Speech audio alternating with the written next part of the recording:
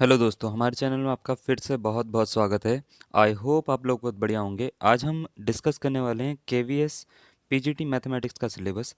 सबसे पहले हम सारे के सारे इस चैनल पे सिलेबस आपके डिस्कस कर रहे हैं। जैसा कि मैंने बोला था कि केवीएस का एग्ज़ाम जो है वो उसमें ज़्यादा देर नहीं है अब, और नहीं है तो आपको ये पूरा पता होना चाहिए कि आपको पढ़ना क्या क्या है और कितना पढ़ना है। यानी पढ़ना भी ऐसा नहीं है कि कितना पढ़ना है, वो भी आपको थोड़ा सा ध्यान रखना है। तो आपको जैसे पता होगा कि इस चैनल पे सारे के सारी चीज़ें का जो कंटेंट होता है वो आपको प्रोवाइड किया जाता है, और सारे के सारे प्रीवियस ईयर पेपर किसी भी एग्ज़ाम से रिलेटेड, ज़्यादातर टीचिंग एग्ज़ाम से रिलेटेड जो हैं वो आपको टाइम टू टाइम फ्री में मिलते हैं। तो अगर आपने ये चैनल अभी तक सब्सक्राइब नहीं करा है, हमारे टेलीग्राम चैनल को अभी तक ज्वाइन नहीं करा है, तो आप बिल्कुल ज़रूर इसको ज्वाइन कर सकते हो, ताकि आपको अपने जो एग्ज़ाम से रिलेटेड सिलेबस है, पेपर हैं या कंटेंट हैं, वो टाइम टू टाइम मिलता रहे। तो चलिए हम स्टार्ट करते हैं। सबसे पहले बिना किसी देरी के हम बात करते हैं सिलेबस के ऊपर।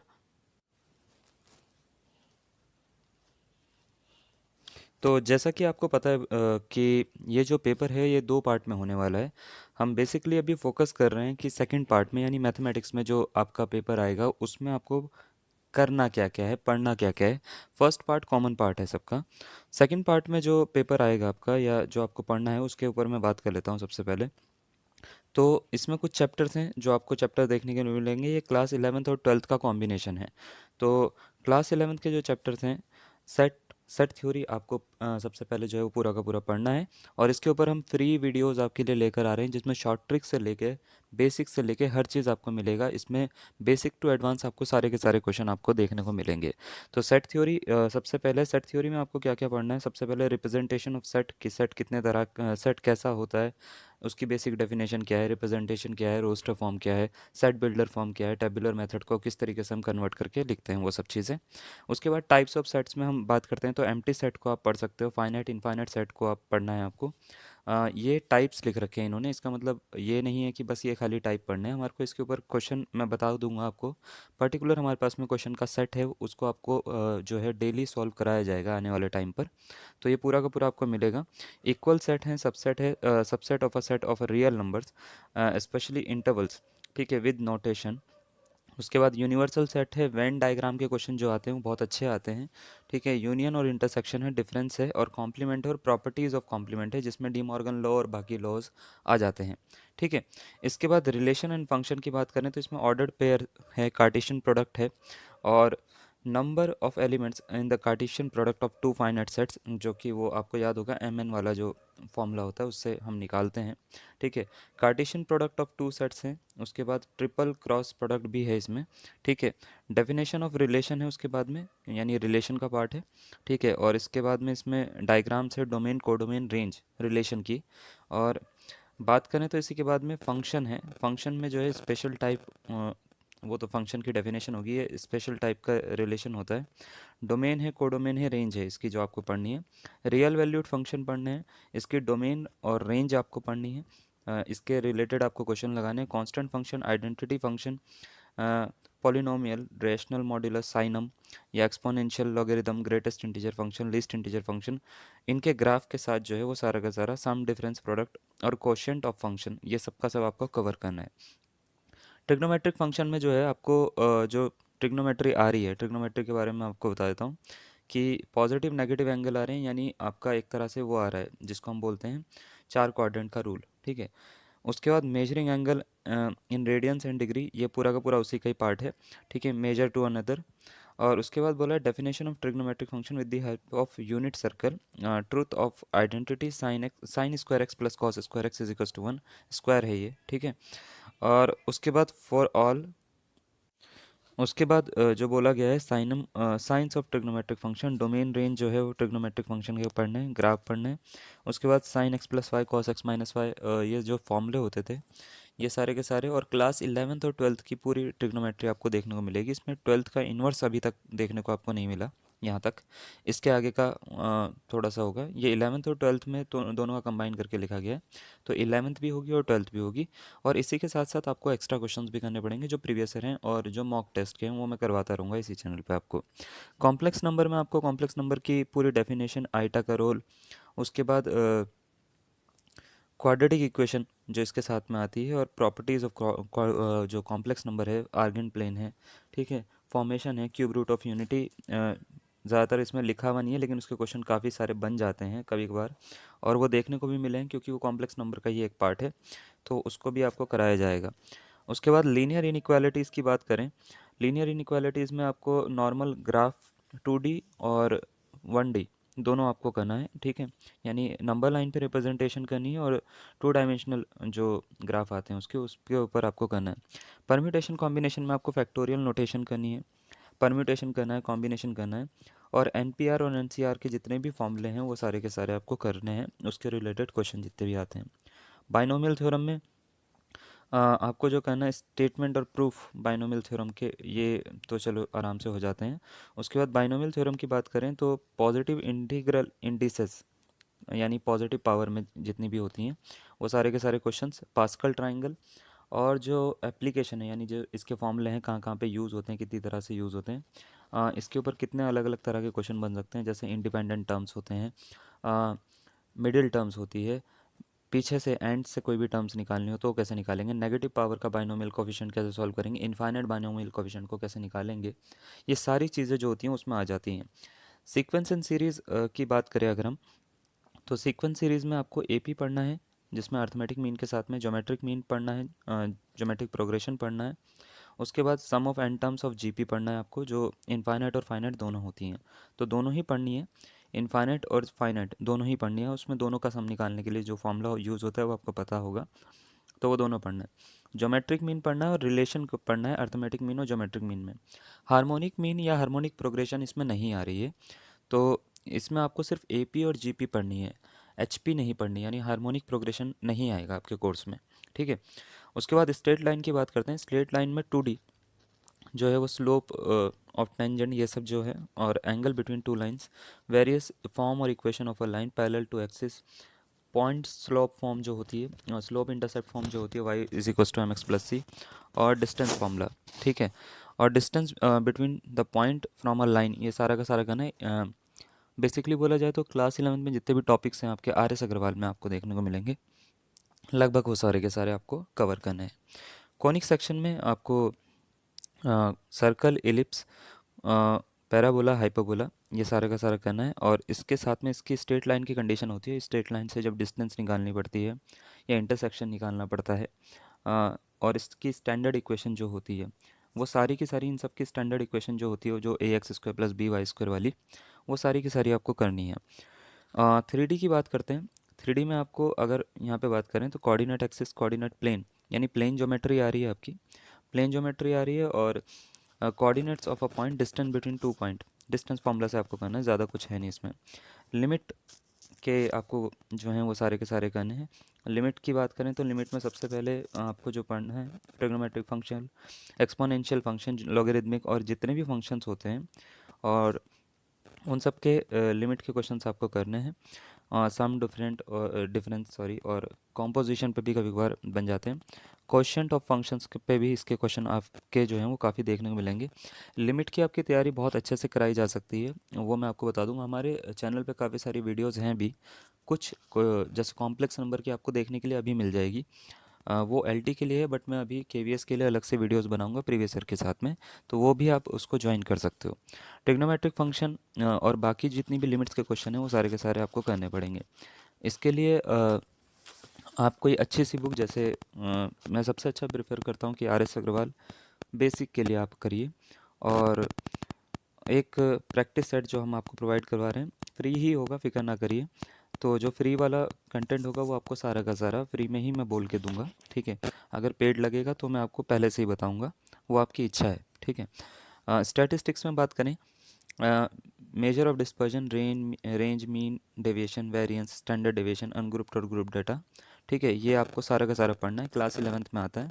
तो 10th और 11th की स्टैटिस्टिक्स पूरी की पूरी आपको करनी पड़ेगी, क्योंकि 10th से कॉन्सेप्ट बनता है पूरा का पूरा मेजर ऑफ डिस्पर्जन और मेजर ऑफ सेंट्रल टेंडेंसी का।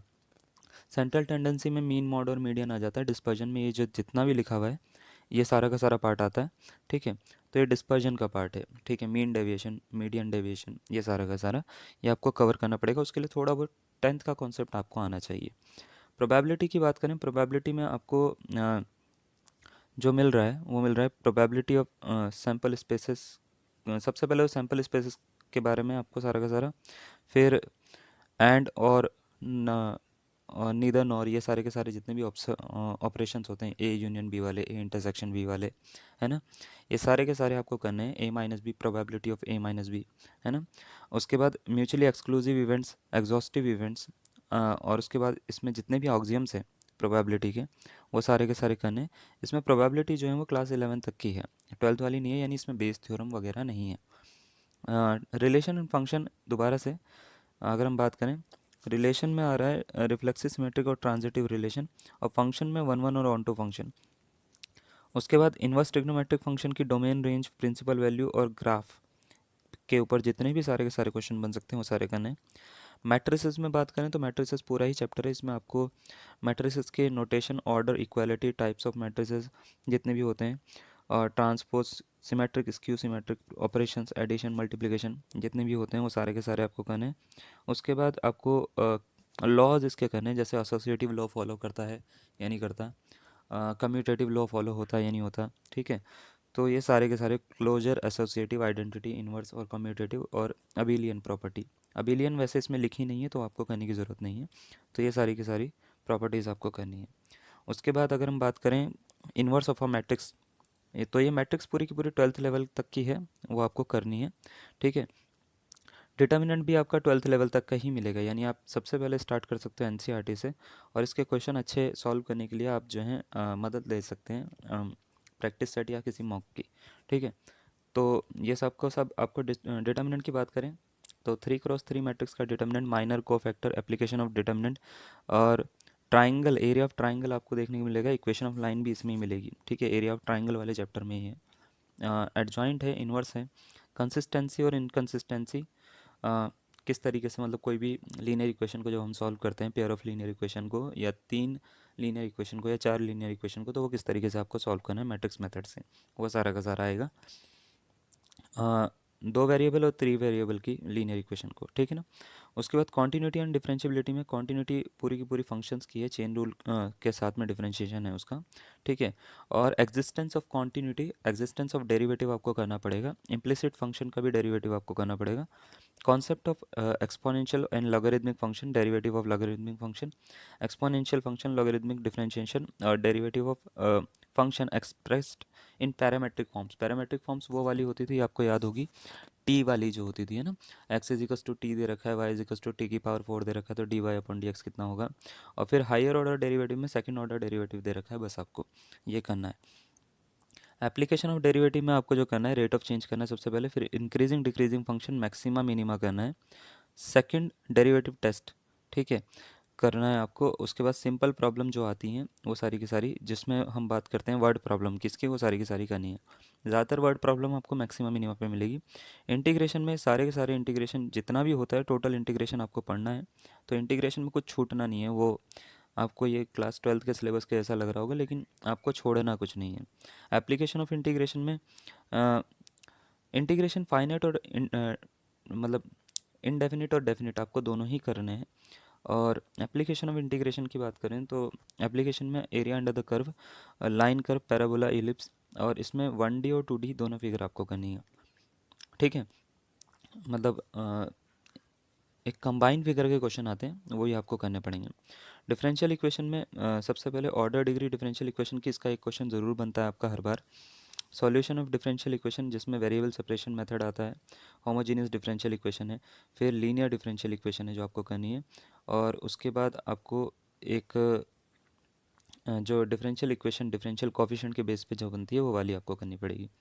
वेक्टर की बात करें तो वेक्टर में आपको सारे के सारे वेक्टर के लॉस करने पड़ेंगे, ठीक है, जिसमें आपको यहाँ पे दिख रहा है सबसे पहले तो मैग्नीट्यूड, डायरेक्शनल वेक्टर कैसे निकालते हैं, मैग्नीट्यूड कैसे निकालते हैं, वो सब, स्केलर वेक्टर क्वांटिटी क्या होती है, डायरेक्शन कोसाइन, डायरेक्शन रेशियोज, ठीक है, टाइप्स कितने होते हैं, अलग अलग टाइप के, ज़ीरो, पैरेलल, कोलिनियर, कोलिनियर, और पैरेलल के बाद में परपेंडिकुलर वेक्टर के केस जो होते हैं वो सारे के सारे आपको करने पड़ेंगे।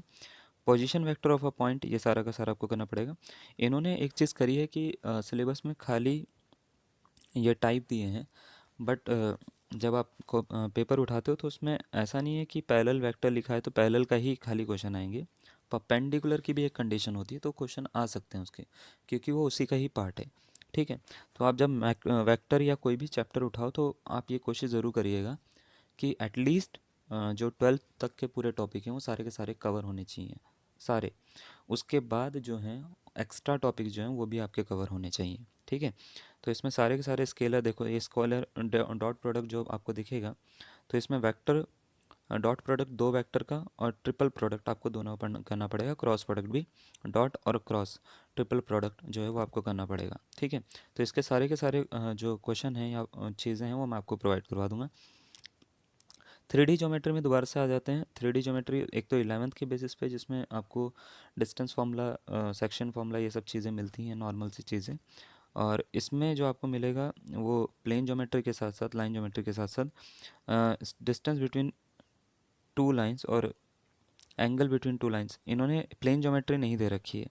ठीक है, तो खाली लाइन ज्योमेट्री आपको करनी है, शॉर्टेस्ट डिस्टेंस निकालनी है, स्क्यू लाइंस के बारे में, इक्वेशन ऑफ लाइन, और एंगल बिटवीन टू लाइंस, जैसे सीबीएसई का पैटर्न था इस बार उसके हिसाब से। उसके बाद लीनियर प्रोग्रामिंग में टर्मिनोलॉजीज और मैक्सिमा मिनिमा के सारे केस, फिजिबल रीजन का सॉल्यूशन, इनफिजिबल रीजन का सॉल्यूशन, बाउंडेड अनबाउंडेड रीजन के बेसिस पे जो निकलता है।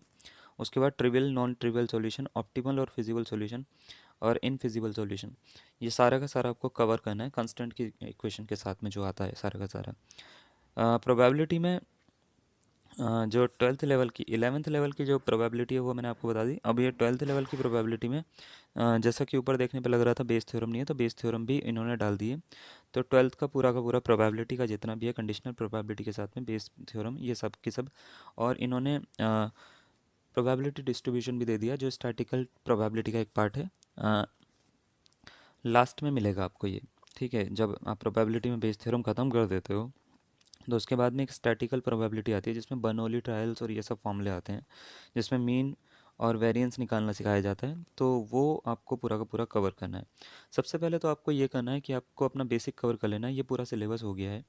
और बेसिक कवर करने के बाद में आपको जो है फिर प्रैक्टिस सेट पे उसके बाद आ जाना है। तो ज़्यादा क्योंकि टाइम नहीं बचा है, तो हम आपको दोनों ही चीज़ें, इसकी डेली वीडियो हम जो है आपको प्रोवाइड करने वाले हैं, और इसी के साथ में हम जो है आपको प्रैक्टिस सेट भी जो है प्रोवाइड करवाएंगे इसके। तो इसके लिए आप हमारे साथ में बने रहिए। फिर भी अगर आपको किसी भी तरीके का कोई डाउट है या कुछ चीज़ है, तो आप हमारे को कमेंट में लिख के ज़रूर पूछ सकते हो। और इसी के साथ आप हमारे टेलीग्राम चैनल जो है उससे ज्वाइन कर सकते हो, ताकि कभी भी मैं अगर कोई भी प्रैक्टिस सेट या कुछ भी चीज़ भेजता हूँ तो आपको वो यूट्यूब पे नहीं मिलेगा, वो हमारे चैनल पे ही मिलेगा। तो मैस्तान ऑफिशियल आप उसको सर्च कर सकते हो, अदरवाइज़ नीचे डिस्क्रिप्शन में मैं उसका लिंक दे रहा हूँ, आप उस लिंक से जाके चैनल को ज्वाइन कर सकते हो। तो चैनल में काफ़ी सारे अभी अभ्यर्थी हैं, पहले से ही एस्पिरेंट हैं, आप भी उन्हीं का एक पार्ट बन सकते हो और अपना क्वायरी जो है वो चैनल में रख सकते हो हमारे लिए, ताकि हम उसको आराम से और इजीली रिजॉल्व कर पाएँ। तो चलिए आज के लिए इतना ही, धन्यवाद।